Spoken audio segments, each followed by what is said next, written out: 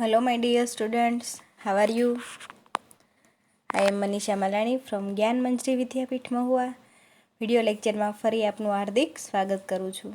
તો આજે આપણે ચેપ્ટર નંબર 13 ગીતામૃતમ, ગીતાનું અમૃત પદ્ય એમના વિશે અભ્યાસ કરીશું. તો શ્રીમદ ભગવદ્ ગીતા મહાભારતના ભીષ્મ પર્વનો એક અંશ છે. તેમાં કુલ 18 અધ્યાયો અને 700 શ્લોકો છે. કુરુક્ષેત્રના મેદાનમાં પાંડવો અને કૌરવો વચ્ચે મહાયુદ્ધ થયું હતું. શત્રુ પક્ષમાં ઊભેલા પોતાના સ્વજનો અને મિત્રોની સાથે યુદ્ધ કરવાનું હોય તેમના તરફથી લાગણીને કારણે અર્જુન છે એ વિષાદ અનુભવે છે. વળી સ્વજનો સાથેના યુદ્ધના પરિણામોથી ડરી જઈને યુદ્ધ કરવાનો વિચાર પડતો મૂકે છે. અર્જુનના સારથી તરીકે રહેલા ભગવાન શ્રી કૃષ્ણ તેને કર્તવ્ય અને અકર્તવ્યનો ઉપદેશ આપે છે.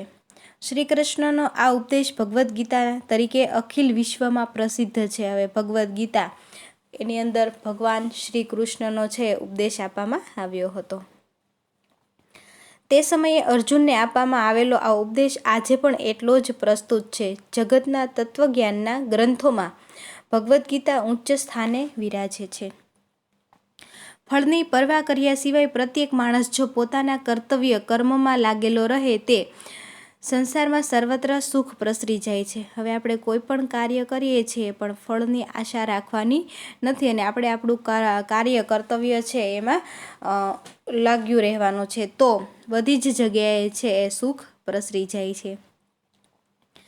ગીતાનો આ કેન્દ્રવર્તી ઉપદેશ છે. પ્રસ્તુત પાઠમાં ગીતાના 7 શ્લોક પસંદ કરી મૂકવામાં આવ્યા છે. તો આપણે આજે ગીતામૃતમ, ગીતાનું અમૃત એ પદ્યની અંદર ગીતાના 7 શ્લોકો છે એ જોવાના છે. આ 7 શ્લોકોમાં ક્રમશઃ આત્માની અમરતા, આત્મા છે એ અમર છે, જન્મ અને મરણની અનિવાર્યતા, દરેકે મૃત્યુ પામવું જ પડે છે અને જન્મ લેવો જ પડે છે એમની અનિવાર્યતા છે, કર્મયોગનું સ્વરૂપ, જ્ઞાનનો મહિમા, ભક્તના પ્રકારો તથા સ્વભાવ અને સાત્વિકી બુદ્ધિનું સ્વરૂપ, આટલી બાબતોનું નિરૂપણ થયું છે. તો માણસના વ્યક્તિત્વના વિકાસ માટે આ બધી બાબતો ખૂબ જ મહત્વની છે. વ્યક્તિના યોગ્ય વિકાસ માટે આ 7 બાબતો છે એ ખૂબ જ મહત્વની છે. તો હવે આપણે ટ્રાન્સલેશન સાથે જોઈએ. ન જાયતે મ્રિયતે વા કદાચિ ન્યાયં ભૂત્વા ભવિતા વા ન ભૂયઃ અજો નિત્યઃ શાશ્વતોયમ પુરાણો ન હન્યતે હન્યમાને શરીરે. તો ન જાયતે એટલે કે જન્મતો નથી, મ્રિયતે ન એટલે કે મરતો પણ નથી, વા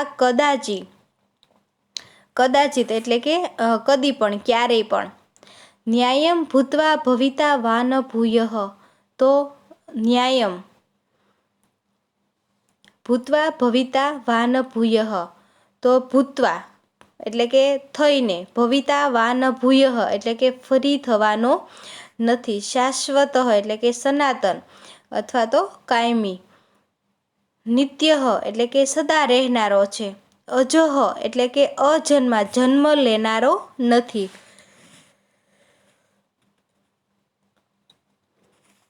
હન્યમાને શરીરે એટલે કે શરીર હણાઈ જવા છતાં, નાશ પામતા, ન હન્યતે તે હણાતો નથી. તો આ આત્મા છે એ કદી પણ જન્મતો નથી કે મરતો નથી. ન જાયતે મ્રિયતે વા કદાચિત તો આ આત્મા છે કદી પણ જન્મતો નથી કે મરતો પણ નથી. ન્યાયમ ભૂત્વા ભવિતા વા ન ભૂયઃ એટલે કે આ આત્મા છે થઈને ફરી થશે કે થવાનો પણ નથી, એ તો અનિત્ય રહેનારો છે. અજો નિત્યઃ શાશ્વતોયમ પુરાણો તો સનાતન પુરાણો છે અને અજન્મા સદા રહેનારો છે. ન હન્યતે હન્યમાને શરીરે તો શરીર નાશ પામે છે ત્યારે આ આત્મા છે એ નાશ પામતો નથી. તો પ્રસ્તુત શ્લોકની અંદર આત્મા છે અમર છે એના વિશે વાત કરવામાં આવી છે. તો આત્મા છે એ ક્યારેય મૃત્યુ પામતો નથી, એમનો ક્યારેય નાશ થતો નથી, એમના વિશે છે એ સમજાવવામાં આવ્યું છે. તો આ આત્મા છે એ કદી પણ જન્મતો નથી કે મરતો પણ નથી. તો આ આત્મા થઈને ફરી થશે કે થવાનો પણ નથી. આ આત્મા છે એ સનાતન છે, પુરાણો છે, અજન્મા અને સદા રહેનારો છે. શરીર નાશ પામે છે ત્યારે આ આત્મા છે નાશ પામતો નથી. આપણું જ્યારે મૃત્યુ થાય છે ત્યારે આપણું શરીર છે એ નાશ પામે છે, પણ આ આત્મા છે એ નાશ પામતો નથી. તો પ્રસ્તુત શ્લોક નંબર 1ની અંદર આત્મા છે અમર છે એમના વિશે વાત કરવામાં આવી છે. બીજો શ્લોક જોઈએ. જાતસ્ય હિ ધ્રુવો મૃત્યુઃ ધ્રુવમ જન્મ મૃતસ્ય ચ તસ્માદ પરિહાર્યેથે ન ત્વમ શોચિતું મહર્ષિ. તો જાતસ્ય હિ ધ્રુવો મૃત્યુઃ, જાતસ્ય એટલે કે જન્મેલાનું, જે કંઈ ઉત્પન્ન થયેલા છે એમનું, હિ એટલે કે ખરેખર, ધ્રુવો ધ્રુવ એટલે કે નિશ્ચિત ચોક્કસ, જન્મ એટલે કે જન્મ, જન્મ ધ્રુવમ એટલે કે જન્મ છે નિશ્ચિત છે, મૃતસ્ય ચ એટલે કે મૃત્યુ પામેલાનો,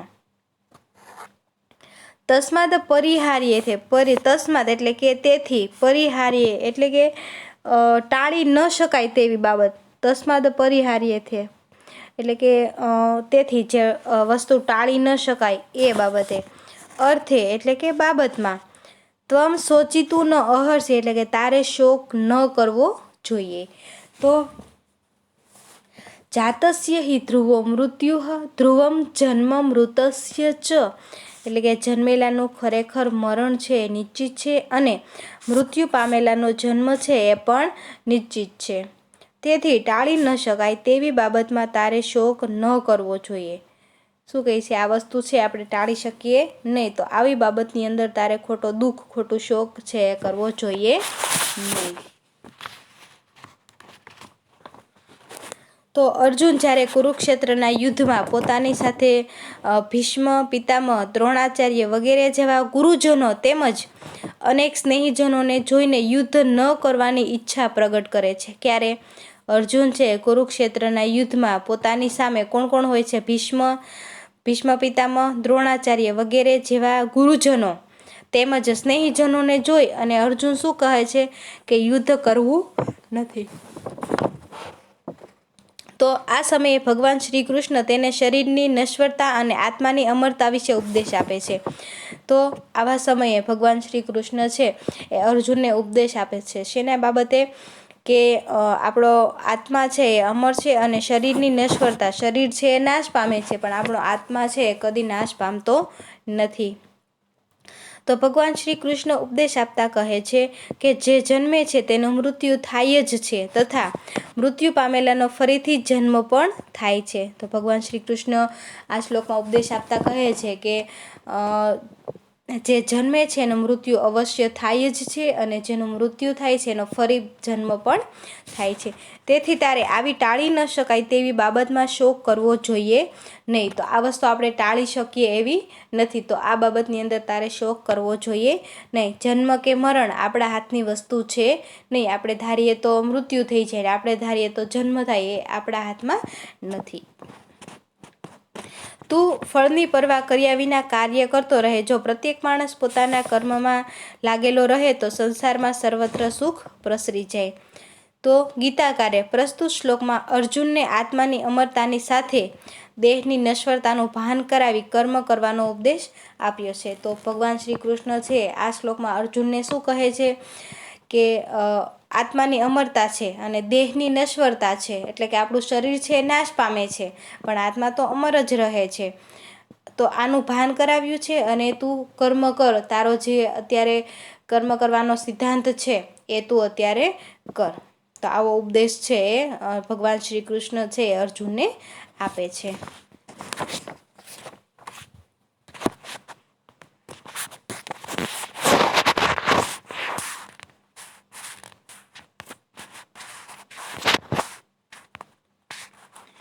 એના પછીનો શ્લોક જોઈએ. કર્મણ્યે વાધિકારાસ્તે માં ફલેષુ કદાચન માં કર્મ ફલે તું ભુવો માતે સંકોત્સ્વ કર્મણી, તો કર્મણીએ વાધિકારાસ્તે એટલે કે કર્મણી એટલે કે કર્મ કરવામાં, તે અધિકાર એટલે કે તારો અધિકાર છે. ફલેશુ કદાચન માં એટલે કે ફળની બાબતમાં કદી પણ નહીં. કર્મ ફલ હેતુ માં ભૂહ એટલે કે કર્મના ફળની ઈચ્છા વાળો થઈશ નહીં.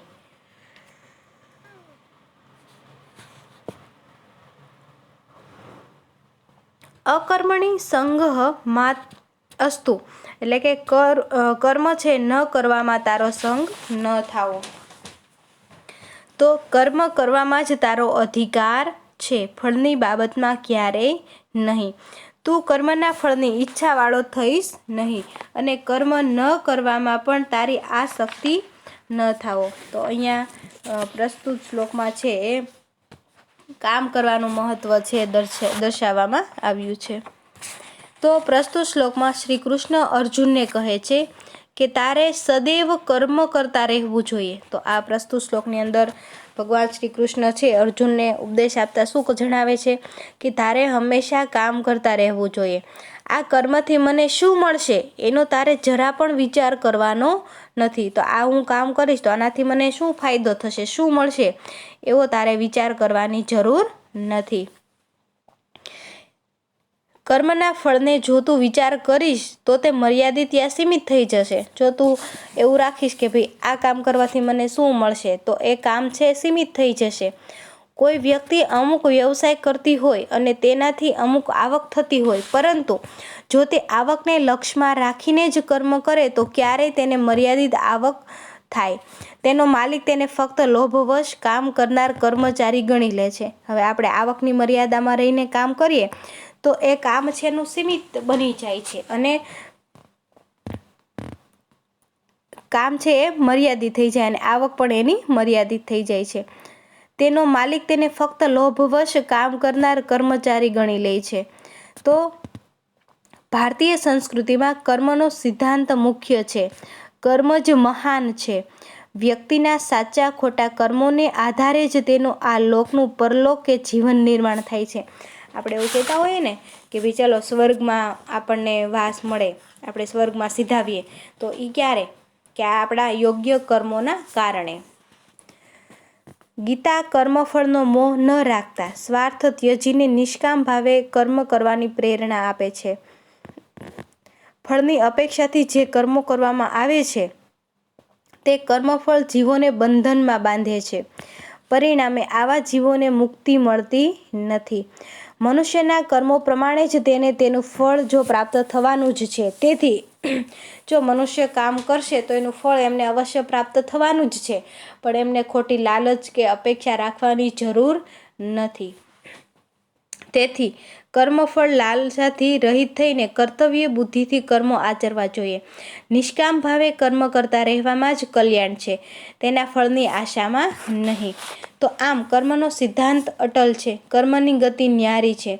પ્રાણી પોતાના શુભાશુભ કર્મોનું ફળ સ્વરૂપે આ લોક કે પરલોકના સુખો કે દુઃખોના ભોગતા બને છે. તેથી ફળની અપેક્ષાથી રહિત થઈને પ્રમાદ કર્યા વિના કર્મોનું આચરણ કરવું જોઈએ. આપણે આપણી ઘરે મોટી ઉંમરના લોકો હોય ત્યાં એ વારંવાર કહેતા હોય કે ભાઈ આપણા બાપ દાદાનું પુણ્ય છે આડું આવ્યું, કંઈક આપણે એક્સિડન્ટ કે એવા ભયંકર વસ્તુથી આપણે બચી ગયા હોય ત્યારે ઘરના લોકો કહેતા હોય કે ભાઈ આપણું પુણ્ય છે આડું આવ્યું. પુણ્ય આડું આવ્યું મતલબ એનો અર્થ શું થાય કે આપણે જે કંઈ સારા કર્મો કર્યા હતા એનું અત્યારે આપણને ફળ મળ્યું. સમજાય છે? તો અહીંયા શું કહે છે ભગવાન શ્રી કૃષ્ણ અર્જુનને કે ભાઈ તું કામ કર પણ ફળની આશા રાખીશ નહીં. તું તારું યોગ્ય કાર્ય કર. એના પછી આગળનો શ્લોક જોઈએ, શ્લોક નંબર 4. શ્રદ્ધાવાન લભતે જ્ઞાનમ તત્પરઃ સંયતેન્દ્રિયઃ જ્ઞાનમ લબ્ધવા પરામ શાંતિમચિરેણાધિગચ્છતિ.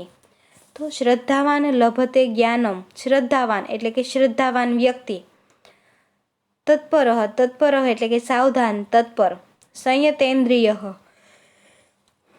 એટલે કે ઇન્દ્રિયો છે એના ઉપર કાબુ રાખનાર, લબ્ધવા એટલે કે મેળવી અને પ્રાપ્ત કરીને, અચિરેણ એટલે કે ટૂંક સમયમાં, પરામ શાંતિમ એટલે કે પરમ શાંતિ, અધિગચ્છતિ એટલે કે પામે છે અથવા તો મેળવે છે.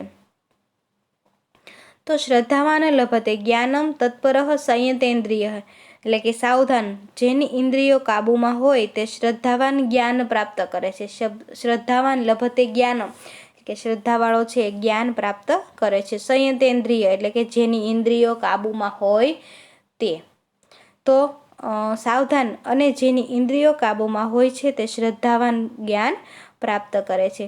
જ્ઞાનમ લબ્ધવા પરામ શાંતિમ અધિધરેણા ગચ્છતિ. તો જ્ઞાન પ્રાપ્ત કરીને તે ટૂંક સમયમાં પરમ શાંતિ પામે છે. જ્ઞાનમ લબ્ધવા એટલે કે જ્ઞાન પ્રાપ્ત કરીને પરામ શાંતિ એટલે કે પરમ શાંતિને પ્રાપ્ત કરે છે, પરમ શાંતિ છે એ પામે છે.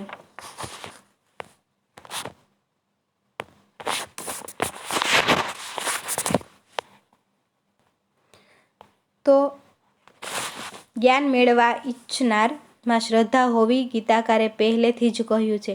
જે કંઈ આપણે જ્ઞાન પ્રાપ્ત કરવું છે એ જ્ઞાન પ્રાપ્ત કરવામાં આપણને શ્રદ્ધા, વિશ્વાસ હોવો ખૂબ જ જરૂરી છે.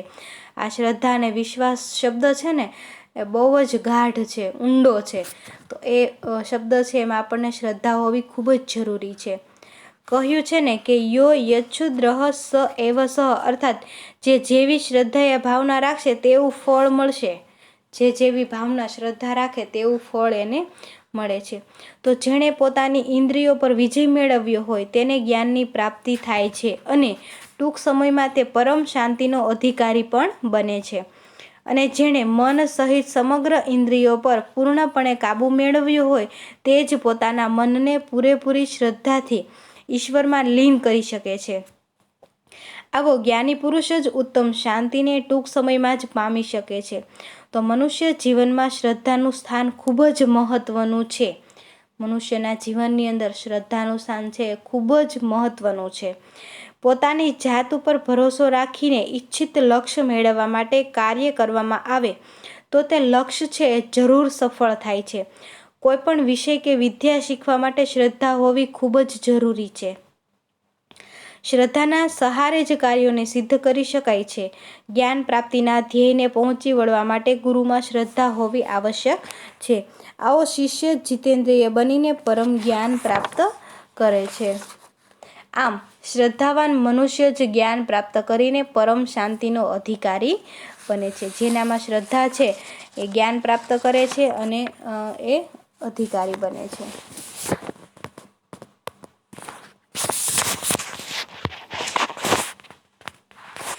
આગળ જોઈએ.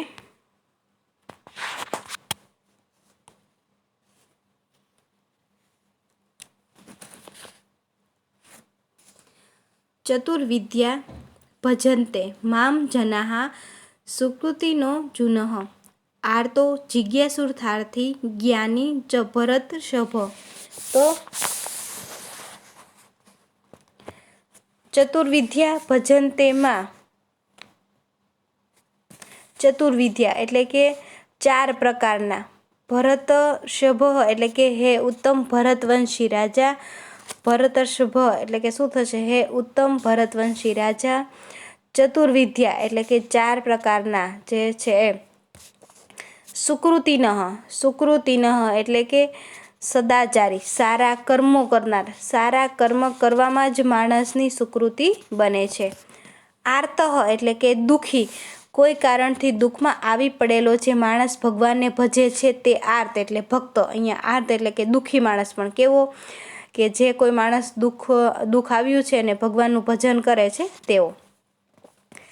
જિજ્ઞાસુ, જિજ્ઞાસુ એટલે કે ઈશ્વરના સ્વરૂપને જાણવાની ઈચ્છાવાળો. જિજ્ઞાસુ એને ભગવાનનું સ્વરૂપ કેવું છે જાણવાની તમન્ના હોય છે. જે ભક્ત અન્ય કોઈ સાંસારિક વસ્તુને પ્રાપ્ત કરવાની કામના ન રાખતા માત્ર ઈશ્વરના સ્વરૂપને જાણવાની કામના ધરાવે છે તે. અર્થાર્થી એટલે કે સંસારના પદાર્થોની કામના ધરાવતો, ધન, પદ, સંસાર, સંતાન વગેરે સાંસારિક પદાર્થોની કામનાથી ભગવાનની ભક્તિ કરનાર અર્થાર્થી એટલે કે ભક્ત. જ્ઞાની, જ્ઞાની એટલે કે જ્ઞાન સંપન્ન વિદ્વાન કે જેને સંસારની અનિત્યતાનું, આત્માની અમરતાનું તથા ઈશ્વરના સ્વરૂપનું જ્ઞાન થઈ ગયું છે તે જ્ઞાની કહ્યો છે. તો ભાષાંતર જોઈએ. હે ભરતવંશમાં શ્રેષ્ઠ અર્જુન, પીડાયેલો, જિજ્ઞાસુ, પદાર્થોને મેળવવાની ઈચ્છાવાળો અને જ્ઞાની એમ 4 પ્રકારના પુણ્યશાળી લોકો મને ભજે છે. તો અહીંયા 4 પ્રકારના લોકો એમનું ભજન કરે છે એની વાત કરવામાં આવી છે. તો કયા 4 પ્રકારના લોકો? કે જે પીડાયેલો છે, જિજ્ઞાસુ છે, પદાર્થોને મેળવવાની ઈચ્છાવાળો છે અને જ્ઞાની છે. એમ 4 પ્રકારના પુણ્યશાળી છે એ લોકો મને ભજે છે. તો ભગવાન શ્રી કૃષ્ણ કહે છે કે હે ભરતવંશમાં શ્રેષ્ઠ અર્જુન, પીડાયેલો, જિજ્ઞાસુ, પદાર્થોને મેળવવાની ઈચ્છાવાળો અને જ્ઞાની એમ 4 પ્રકારના પુણ્યશાળી લોકો છે મારું ભજન કરે છે. તો પ્રસ્તુત શ્લોકમાં ભગવાન શ્રી કૃષ્ણ અર્જુનને ઉપદેશ આપતા કહે છે કે આ 4 પ્રકારના સદાચારી લોકો છે એ મને ભજે છે. કયા 4 પ્રકારના લોકો? આર્ત. આર્ત એટલે કે દુઃખી, પીડાયેલો, સંસારની ત્રિવિધ તાપો જેવા કે આધિ, વ્યાધિ અને ઉપાધિથી પીડાયેલો દુઃખી મનુષ્ય ઈશ્વરને પોતાને આ દુઃખોમાંથી ઉગારવા માટે ભજન કરે છે. કોઈ કારણથી દુઃખમાં આવી પડેલો તે ભગવાનના શરણે જાય છે અને પોતાના દુઃખના નિરાકરણ માટે વિનવે છે. તો આવો ભક્ત છે આર્ત છે. 4 પ્રકારના ભક્ત છે. પેલો આર્ત. બીજો જિજ્ઞાસુ. તો જિજ્ઞાસુ કોને કહેવાય? તો ઈશ્વરના સ્વરૂપને જાણવાની ઈચ્છાવાળો જિજ્ઞાસુ ભક્ત છે, જેને અન્ય કોઈ સાંસારિક પદાર્થોને મેળવવાની કામના નથી હોતી, પરંતુ માત્ર ને માત્ર ઈશ્વરને જાણવામાં, સમજવામાં જ રસ હોય છે.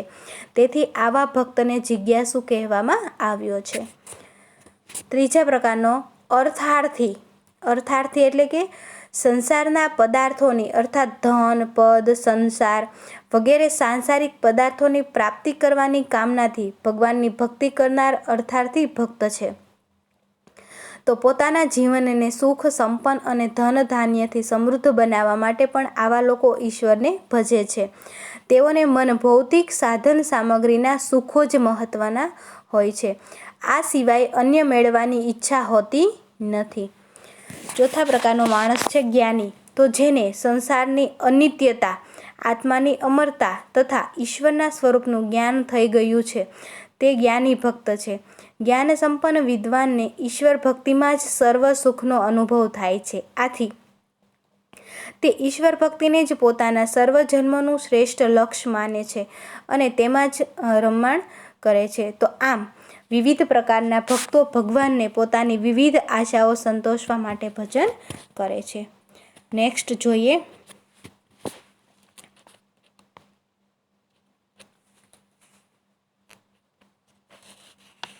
યસ્માન્નો દ્વિજતે લોકો લોકાન્નો દ્વિજતે ચયઃ હર્ષ્યામર્ષ ભયોદ્વેગેઃ મુક્તો યઃ સચ મે પ્રિયઃ. તો લોક એટલે કે લોકો, પ્રાણીઓ, યસ્માત એટલે કે જેનાથી, ન ઉદ્વિજતે એટલે કે ઉદ્વેગ પામતો નથી, યહ લોકાત ન ઉદ્વિજતે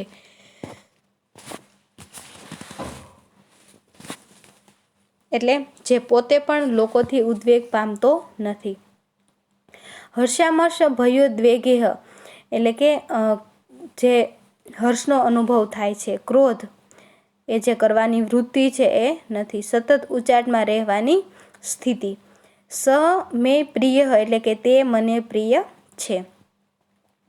તો જેનાથી લોકો દુઃખ પામતા નથી અને જે પોતે લોકોથી સંતાપ પામતો નથી, જેનાથી લોકો પણ દુઃખ પામતા નથી અને જે પોતે લોકોથી સંતાપ પામતો નથી, જે હર્ષ, ક્રોધ, ભય, ઉદ્વેગથી મુક્ત થયેલો છે તે ભક્ત મને પ્રિય છે. અહીંયા ભગવાન શ્રી કૃષ્ણ અર્જુનને શું જણાવે છે કે કેવો ભક્ત મને પ્રિય છે? કે જે હર્ષ, ક્રોધ, ભય અને ઉદ્વેગથી જે મુક્ત થયેલો છે એવો ભક્ત છે એ મને ખરેખર પ્રિય છે. તો જેનાથી લોકો દુઃખ પામતા નથી અને જે પોતે લોકોથી સંતાપ પામતો નથી. જે હર્ષ, ક્રોધ, ભય અને ઉદ્વેગથી મુક્ત થયેલો છે તે ભક્ત મને પ્રિય છે. આમાં કેવો ભક્ત પ્રિય છે એમની વાત કરવામાં આવી છે. તો કેવો ભક્ત છે કે જેનાથી લોકો દુઃખ પામતા નથી. એ ભક્ત એવું કંઈ કાર્ય કરતો નથી કે જેનાથી લોકો દુઃખી થાય, અને જે પોતે લોકોથી સંતાપ પામતો નથી અને બીજા દ્વારા એ પણ સંતાપ ખોટો દુઃખી થતો નથી. જે છે હર્ષ, ક્રોધ, ભય અને ઉદ્વેગથી મુક્ત થયેલો છે. એનામાં હર્ષ નથી, ક્રોધ નથી, ભય અને ઉદ્વેગ આવા ગુણો એનામાં નથી. આવો જે ભક્ત છે ખરેખર મને પ્રિય છે.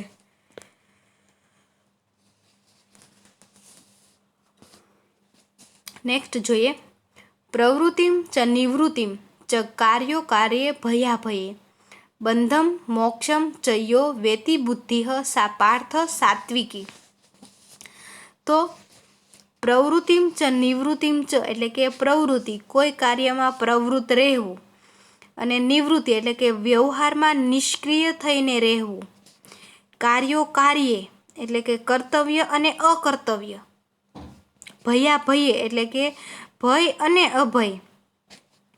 બંધમ મોક્ષમ ચ એટલે કે બંધન અને મોક્ષને. વેતિ એટલે કે જાણે છે. સા બુદ્ધિ એટલે કે તે બુદ્ધિ. સાત્વિકી એટલે કે સાત્વિકી ઉત્તમ બુદ્ધિ છે. તો અહીંયા કહે છે કે ભગવાન શ્રી કૃષ્ણ અર્જુનને કે હે પાર્થ, જે બુદ્ધિ પ્રવૃત્તિ અને નિવૃત્તિ, કર્તવ્ય અને અકર્તવ્ય, ભય અને અભય, બંધન અને મુક્તિને જાણે છે તે સાત્વિકી બુદ્ધિ છે. તો સાત્વિકી બુદ્ધિ કોને કહેવાય? તો એની આ શ્લોકમાં સમજ આપવામાં આવી છે. તો હે પાર્થ, જે બુદ્ધિ છે એ પ્રવૃત્તિ અને નિવૃત્તિ, કર્તવ્ય અને અકર્તવ્ય, ભય અને અભય, બંધન અને મુક્તિને જાણે છે તે ખરેખર સાત્વિકી બુદ્ધિ છે. તો આમાં યોગ્ય બુદ્ધિ, સાત્વિકી બુદ્ધિ કેવી હોય એમની વાત છે એ કરવામાં આવી છે. તો આનું જે ટ્રાન્સલેશન છે એ તમારે ફેરબુકમાં રાઇટ કરવાનું છે.